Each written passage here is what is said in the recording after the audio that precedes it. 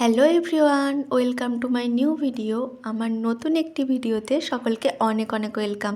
আশা করি সবাই ভালো আছো, সুস্থ আছো, আর আমিও অনেক ভালো আছি। আজ থেকে 1 বছর আগে আমি আমার পেজে লাস্ট ভিডিও আপলোড করেছিলাম, আবার 1 বছর পর নতুন কোনো ভিডিও আপলোড করছি। আজকে আমরা গিয়েছিলাম দক্ষিণেশ্বরে কালী মন্দিরে পুজো দিতে। আর এই যে তোমাদের সাথে গল্প করতে করতে মন্দিরের অনেক কাছেই চলে এসেছি। যারা স্কাইওভার দিয়ে হেঁটে হেঁটে মন্দিরের দিকে যাবে তারা এইরকম অনেক স্টল দেখতে পাবে। এখানে এই স্টলগুলো থেকে মন্দিরে পুজো দেওয়ার জন্য ডালি পাওয়া যায়, বিভিন্ন রকমের ডালা পাওয়া যায়, 50 টাকা, 100 টাকা, তোমরা যেমন বলবে সেরকম বানিয়ে দেবে। আমরাও এখান থেকে একটা ডালা নিয়েছিলাম পুজো দেওয়ার জন্য। এই ডালাটার দাম নিয়েছিল 350 টাকা। এর মধ্যে ছিল শাড়ি, আলতা, সিঁদুর, মিষ্টি, ফুল, যা কিছু লাগে পুজো দিতে সব কিছুই। আর এটা ছিল মন্দিরের সামনে। আজকে ভীষণ ভিড় ছিল। আজকে ছিল শ্রী শ্রী সারদা মায়ের 172তম জন্মদিন। যেহেতু আজকে একটা বিশেষ দিন, তাই আজকে ভিড় একটু বেশি। প্রায় 3 ঘন্টা লাইনে দাঁড়ানোর পর মায়ের দর্শন পাওয়া গেছে।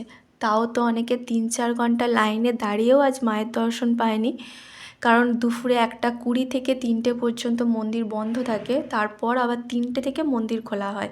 তো যারা 1:20 আগে মন্দিরে প্রবেশ করতে পেরেছে তারাই একমাত্র পুজো দিতে পেরেছে, বাকি জনদেরকে 3টে পর্যন্ত অপেক্ষা করতে হবে। আমরা পুজো দেওয়ার 10 মিনিট পরেই মন্দির বন্ধ হয়ে গেছে। আর পুজো দিতে দিতে অনেক দেরিও হয়ে গেছিলো। এখানে দিদিভাই সানভিকে একটু খাইয়ে দিয়েছিল, তারপরেও আমরা চলে এসেছিলাম বাড়ি। এখানে প্রসাদ পাওয়ার ব্যবস্থা আছে, কিন্তু সকালে গিয়ে টিকিট কাটতে হবে, তবেই তুমি দুপুরে প্রসাদ পাবে।